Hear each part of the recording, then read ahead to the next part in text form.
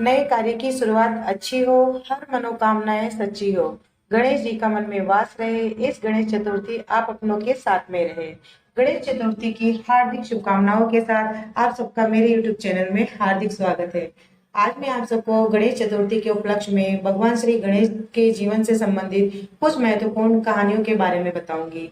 अगर कहानी अच्छी लगे तो वीडियो को लाइक कीजिए, चैनल को सब्सक्राइब कीजिए, बेल आइकन के ऊपर प्रेस करना ना भूलिए ताकि समय समय पर आप सबको हमारी वीडियो के नोटिफिकेशन मिलते रहे। तो आज की कहानी है बुद्धि में श्रेष्ठ कौन है। पौराणिक एवं प्रचलित श्री गणेश कथा के अनुसार एक बार देवता कई विपदाओं में घिरे हुए थे। तब वह मदद मांगने के लिए भगवान शिव के पास में आए। उस समय शिव के साथ में कार्तिकेय तथा गणेश जी भी बैठे हुए थे। देवताओं की बात को सुनकर शिव जी ने कार्तिकेय व गणेश जी से पूछा कि तुम दोनों में से कौन देवताओं के कष्टों का निवारण कर सकता है। तब कार्तिकेय व गणेश जी दोनों ने ही स्वयं को इस कार्य के लिए सक्षम बताया। इस पर भगवान शिव ने दोनों की परीक्षा लेते हुए कहा कि तुम दोनों में से जो सबसे पहले पृथ्वी की परिक्रमा करके वापस आएगा वही देवताओं की मदद करने जाएगा। भगवान शिव के मुख से यह वचन सुनते ही कार्तिकेय अपने वाहन मोर पर बैठकर पृथ्वी की परिक्रमा करने के लिए निकल गए। परंतु गणेश जी सोच में पड़ गए कि वह चूहे के ऊपर चढ़कर सारी पृथ्वी की परिक्रमा करेंगे तो इस कार्य में उन्हें बहुत समय लग जाएगा। तभी उन्हें एक उपाय सूझा। गणेश अपने स्थान से उठे और अपने माता पिता के 7 बार परिक्रमा करके वापस बैठ गए। परिक्रमा करके लौटने पर कार्तिकेय स्वयं को विजेता बताने लगे। तब शिव जी ने श्री गणेश से पृथ्वी की परिक्रमा न करने का कारण पूछा। तब गणेश जी ने कहा कि माता पिता के चरणों में ही समस्त लोक होता है। यह सुनकर भगवान शिव ने गणेश जी को देवताओं के संकट दूर करने की आज्ञा दी। इस प्रकार भगवान शिव ने गणेश जी को आशीर्वाद दिया कि चतुर्थी के दिन जो तुम्हारा पूजन करेगा और रात्रि में चंद्रमा को अर्घ्य देगा उसके तीनों ताप यानी दैहिक ताप और दैविक ताप तथा भौतिक ताप सब दूर हो जाएंगे। आज की दूसरी कहानी है कुम्हार ने बालक को आंव में क्यों डाल दिया। एक समय की बात है, राजा हरिश्चंद्र के राज्य में एक कुम्हार रहता था। वह मिट्टी के बर्तन बनाया करता था, लेकिन वे कच्चे रह जाते थे।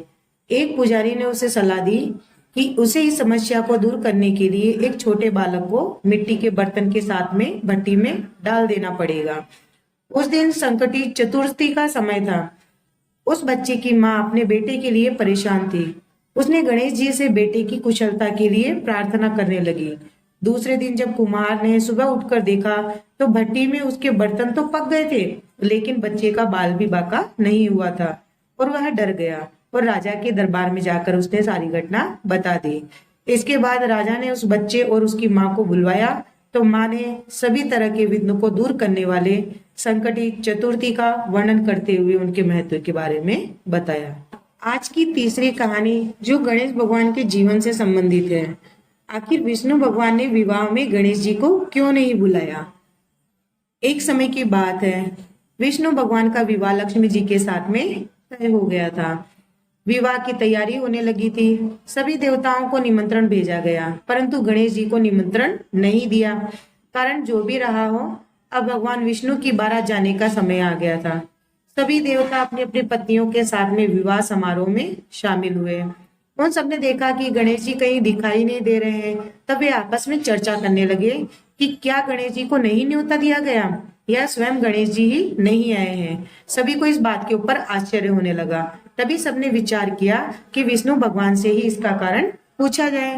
तो विष्णु भगवान से पूछने पर उन्होंने कहा कि हमने गणेश जी के पिता भोलेनाथ महादेव को न्योता तो भेज दिया है। यदि गणेश जी अपने पिता के साथ आना चाहते हैं तो आ सकते हैं। अलग से न्योता देने की कोई भी आवश्यकता नहीं है। दूसरी बात यह है कि उनको 1.25 मन मूंग, 1.25 मन चावल, 1.25 मन घी और 1.25 मन लड्डू का भोजन दिन भर में चाहिए। यदि गणेश जी नहीं आएंगे तो कोई बात नहीं, दूसरे के घर जाकर इतना सारा खाना पीना अच्छा भी तो नहीं लगता। इतनी वार्ता कर ही रहे थे कि किसी एक ने सुझाव दिया, यदि गणेश जी आ भी जाए तो उनको द्वारपाल बनाकर बैठा देंगे कि आप घर का ख्याल रखना। आप तो चूहे पर बैठकर धीरे धीरे चलोगे तो बारात से पीछे रह जाओगे। यह सुझाव भी सबको पसंद आ गया तो विष्णु भगवान ने भी अपनी सहमति जता दी। होना क्या था, इतने में गणेश जी वहां आ पहुंचे और उन्हें समझा बुझाकर घर की रखवाली करने के लिए बैठा दिया गया। बारात चल दी। तब नारद जी ने देखा कि गणेश जी तो दरवाजे पर ही बैठे हुए हैं। तो वे गणेश जी के पास गए और रुकने का कारण पूछा। तो गणेश जी कहने लगे कि विष्णु भगवान ने मेरा बहुत अपमान किया है। नारद जी ने कहा कि आप अपनी मूसक सेना को आगे भेज दो, तो वह रास्ता खोद देगी, जिससे उनके वाहन धरती में धंस जाएंगे। तब आपको सम्मान पूर्वक वहां बुलाना ही पड़ेगा। अब तो गणेश जी ने अपनी मूसक सेना जल्दी से आगे भेज दी और सेना ने जमीन पोली कर दी। सब बारात वहां से निकली तो रथों के पहिए धरती के अंदर धंस गए। लाख कोशिश करने पर भी वह पहिए धरती के अंदर से नहीं निकले। सभी ने अपने अपने उपाय बताए, परंतु पहिए तो निकाल ही नहीं सके, बल्कि जगह जगह से टूट गए।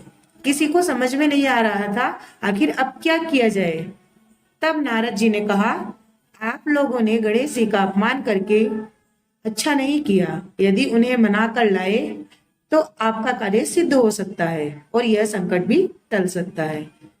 शंकर भगवान ने अपने दूत नंदी को भेजा और वे गणेश जी को लेकर वहां पर आए। गणेश जी का आदर सम्मान के साथ में पूजन किया गया। तब कहीं रथ के पहिए निकले। अब रथ से पहिए निकल तो गए, परंतु वे टूट फूट गए थे, तो उन्हें सुधार कैसे किया जाए। पास के खेत में खाती काम कर रहा था, उसे बुलाया गया। हाथी अपना कार्य करने से पहले श्री गणेशाय नमः कहकर गणेश जी की वंदना मन ही मन करने लगा। देखते ही देखते खाती ने सभी पहियों को ठीक कर दिया। तब खाती कहने लगा कि हे देवताओं, आपने सर्वप्रथम गणेश जी को नहीं मनाया होगा और न ही उनकी पूजा की होगी, इसीलिए तो यह संकट आया है।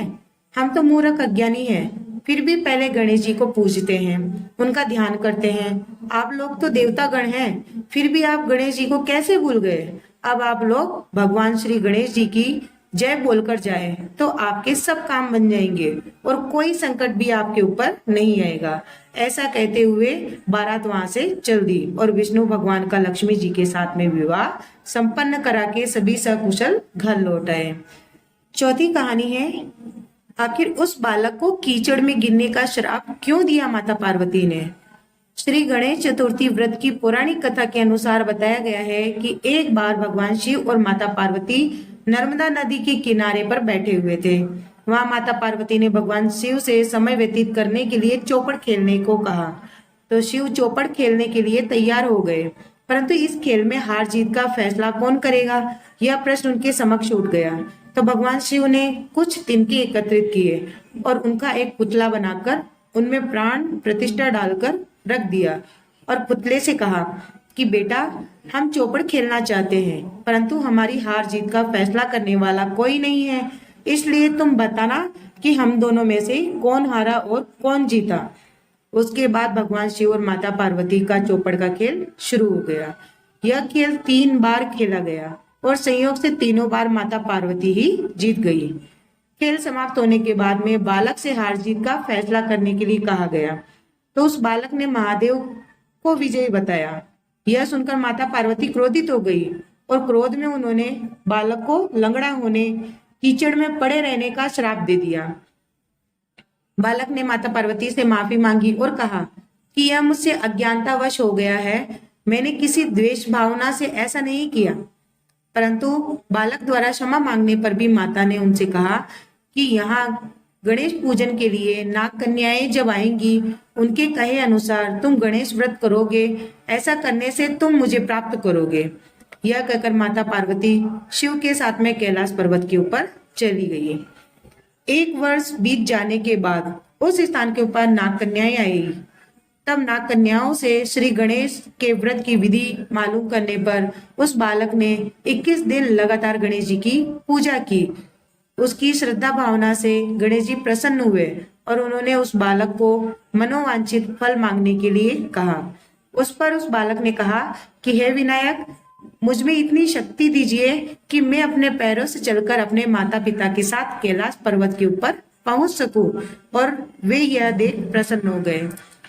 तब बालक को वरदान देकर श्री गणेश अंतर्ध्यान हो गए। इसके बाद वह बालक कैलाश पर्वत के ऊपर पहुंच गया और कैलाश पर्वत पर पहुंचने की अपनी कथा उसने भगवान शिव को सुनाई।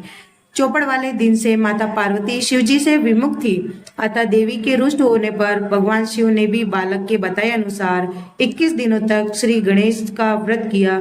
इस व्रत के प्रभाव से माता पार्वती के मन में भगवान शिव के लिए जो नाराजगी थी वह खत्म हो गई और तब यह व्रत विधि भगवान शंकर ने माता पार्वती को बताई। यह सुनकर माता पार्वती के मन में भी अपने पुत्र कार्तिकेय से मिलने की इच्छा जागृत हुई। तब माता पार्वती ने 21 दिन तक श्री गणेश का व्रत किया और दूर्वा, फूल और लड्डुओं से गणेश जी का पूजन किया। व्रत के 21वें दिन कार्तिकेय स्वयं माता पार्वती से मिलने के लिए वहां आए। उस दिन से श्री गणेश चतुर्थी का यह व्रत समस्त मनोकामनाओं की पूर्ति करने वाला माना जाता है। इस व्रत को करने से मनुष्य के सारे कष्ट दूर होकर मनुष्य को समस्त सुख सुविधाएं प्राप्त होती है। तो फ्रेंड्स, गणेश भगवान के जीवन से संबंधित कहानी आप सबको कैसी लगी? कहानी अच्छी लगे तो कमेंट्स बॉक्स में जय श्री गणेशाय नमः लिखना न भूलें। भगवान गणेश आपको सुख, समृद्धि और अच्छा स्वास्थ्य प्रदान करे।